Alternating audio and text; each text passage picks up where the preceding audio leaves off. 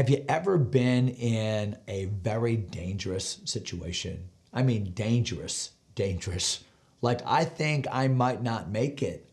That's where David was. And so David describes that danger, but then God delivered him in a big way. And David didn't want anyone to forget it. So he wrote this great poem about how God delivers. Listen in today.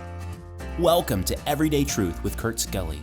We believe the Bible is true and relevant to everyone, everywhere, every day. If today's conversation is a help to you, take a moment to leave a review or share it with a friend. Thanks for listening. Now, let's join Kurt for today's episode. Hey friends, welcome back. Appreciate you joining us for today's episode in Psalm 18. This is a long psalm and a good one. I think I mentioned last time that this is the fourth longest psalm in the Psaltery, and we talked about. I just love what we talked about last episode. I will love the Lord. A declaration. I will trust the Lord. I will call upon the Lord. And then toward the end of the psalm, David said, I will thank the Lord. And it's good to put those I wills into our life, those decisions of commitment. This is my attitude toward the God that I've come to know and to love. This is a postcard that I received from Nicole, the famous Nicole Torberson. They're at Gospel Light Baptist Church in Walmart country, northwest Arkansas. And this is a picture. Nicole, I think this is the second time you've done this. It's a picture of the Corn Palace in Mitchell, South Dakota. So if you're ever in Mitchell, South Dakota, make sure you go by the Corn Palace.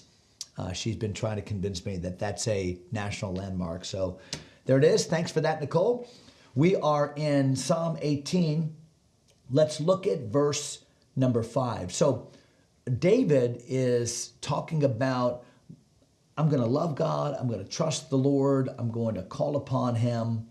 And why? What is giving David cause for this commitment to God? I need him. I need to put my faith in him. Well, it's the danger that he's facing. If you'll be reminded that the introduction to the psalm tells us that these words were written when the Lord delivered him from the hand of all of his enemies. And from the hand of Saul. So presumably, this was sung by David when he understood his final deliverance. Saul's not going to get me, perhaps on the news of Saul's death, which David did not rejoice in, but he certainly did rejoice in the fact that, God has delivered me from all of my trouble. And what's important for us to know is that David was not yet the king in Jerusalem. Now, he was the king for sure, because he was the anointed king, and upon Saul's death, even the southern kingdom, immediately David became king for that first few years, and then eventually over the entire kingdom. But the point here is that David is not yet established in his kingdom. Jerusalem has not yet been captured. He hasn't obviously built a palace yet. David never did build a temple. That was the job of his son Solomon. And all of that is important as we read what David says here in these verses for today. So, verse number 5, notice the danger that David was facing. Verse number 5, the sorrows of hell compassed me about. The snares of death prevented me, or preceded me, came in front of me. In my distress, I called upon the Lord. I cried unto my God. He heard my voice out of his temple, and my cry came before him, even unto his ears. Did you hear that? So David is in distress. He is fearing death. He doesn't know if he's going to make it. And that was the fear that David faced, not only week by week, but really day by day, as he ran from Saul for all of those years. And in all of that, David cultured a relationship of prayer, a relationship to the Lord, with the Lord during those days. And I find it very interesting that David says in verse number 6 that the Lord heard me out of his temple. Now, when we think about the temple, we think about the temple of Jerusalem, but remember that temple had not yet been built. So when David talks about the Lord hearing him out of his temple, he's really talking about the heavenly temple. Know this, that the tabernacle, which was the tent version before the temple came, the tent version, that was given after the pattern in heaven. So even the temple itself was after the pattern in heaven. So if you ever read chapters like Revelation chapter 4, what you'll see is that God dwells in a heavenly temple. And those of us that have faith in Jesus Christ, we have access to God by faith to come into the very throne room of God, the very holy of holy places, because of the access that Christ provides. So when David is talking about God's deliverance, talking about God's care for him in this danger, God hears me from his temple. I love that. Look at verse number 7. Then the earth shook and trembled.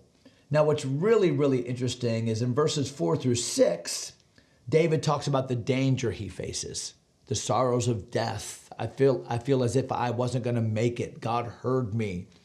And in verses like 8 through or 7 through the next 7 or 8 verses, David poetically describes the kind of danger he was in. So he has the opportunity now to think back, to look into his rearview mirror and say, wow, what did God actually do? How close to death was I? How big of a deliverance is this? And sometimes it takes times of reflection and meditation today to really begin to understand more fully what God did yesterday, what God did over the past 2 years, 4 years, 5 years, when he's brought you through that danger that so paralyzed you yesterday, that so paralyzed you in the past, and now you've come through it. So remember, this psalm is David has come through it now. So he sees what God has done. God, I was in this danger. I called upon you. You answered me. You delivered me. And what he does in the next 7 or 8 verses is he, in a poetic way, says, wow, what a big deliverance it was. Have you ever prayed diligently about something, called upon God, just really anxious about something, and then, wow, God just came through in a big way, and you just went on with your life? You didn't take time to really think through and articulate, wow, here's what God did, how big it is. I think that's where the new song comes from that David talks about. He hath put in my heart a new song. Every generation has the responsibility to codify and to write down what God has done for them, what unique experiences, how God has uniquely brought his presence and his deliverance to bear in my experience. That's what David is doing here. Be careful. That's what gives us a grateful heart. And that's really what solidifies our faith as we think through, as we connect those dots, as we see what God has done. So watch how David poetically describes the deliverance of God. Verse number 7. Then the earth shook and trembled. The foundations also of the hills moved and were shaken because he was wroth. So here, God is depicted in anger, but the anger of God here is not anger toward David. It's God angry on David's behalf. It's God coming to David's rescue. And do you see the poetry? It's like God shook things up. God, who is the creator, shook the very hills and the mountains. Verse number 8, there went up smoke out of his nostrils, fire out of his mouth, coals were kindled by it. So the flame, God was spewing fire, breathing smoke or breathing out smoke through his nostrils. Now, obviously, this is poetry. The point, though, is that there's anger and there's vengeance and there's righteous indignation and there's power. Verse number 9, he bowed the heavens also and came down. God condescended. God pulled down heaven to earth to deal with my situation. He came down from his lofty place. Verse number 9, darkness was under his feet. He rode upon a cherub and did fly. Yea, he did fly upon the wings of the wind. What great poetry. And the point that David is making is that God himself came. That God came quickly, expeditiously. That God, anytime you see that word fly and on the wind, what it's saying is God showed up. God showed up with all haste, with all speed, with all power, with all vengeance. A God. Look at verse number 11. He made darkness his secret place. His pavilion round about him were dark waters and thick clouds of the sky. It's an ominous entry from the Lord. At the brightness that was before him, his thick clouds passed, hailstones and coals of fire. The Lord also thundered in the heavens. The highest, notice the capital H, the highest gave his voice, hailstones and coals of fire. Yea, he sent out his arrows like lightning, scattered them.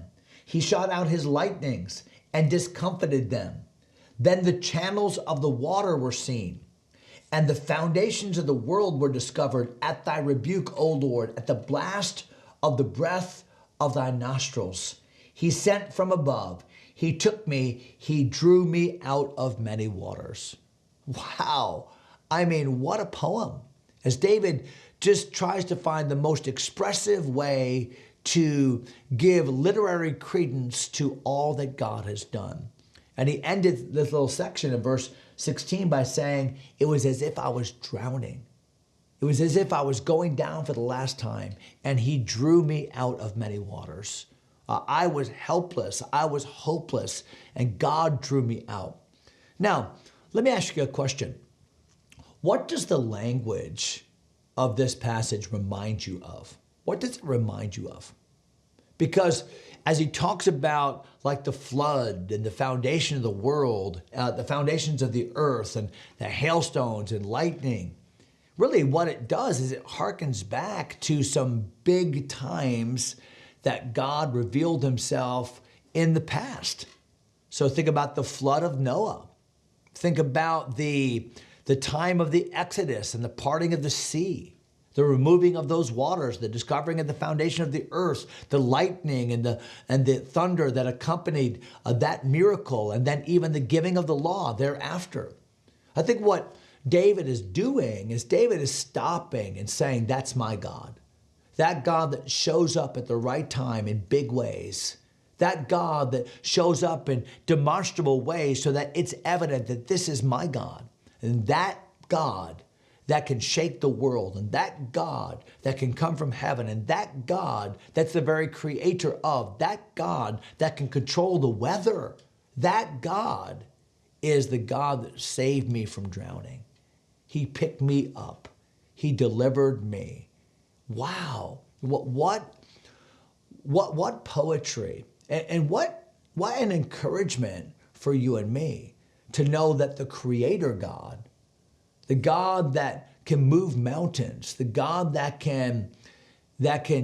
nature is at his beck and call because he is the Creator, is the God that sees me and delivers me. So David has this wide scope. Here's God that can do all of this, and yet the God that can do all of this, boy, he hones in on me. So I wonder if that might be you today. Maybe you would say, I acquiesce that God is the Creator God. I would agree that God can do great and powerful things. And I have always believed historically that God did that, and this miracle and that. Yeah, but can you personalize all that today? as you feel like maybe you're going under, as you feel like maybe you are overwhelmed, to know that that God is your God. It's important to stop and think about what God has done for us. And I hope you'll take a moment today and do just that. That's all the time we have for today. We're going to stop there in verse number 16. There's more to it, so I want you to come back and let's keep on talking about this great Psalm 18.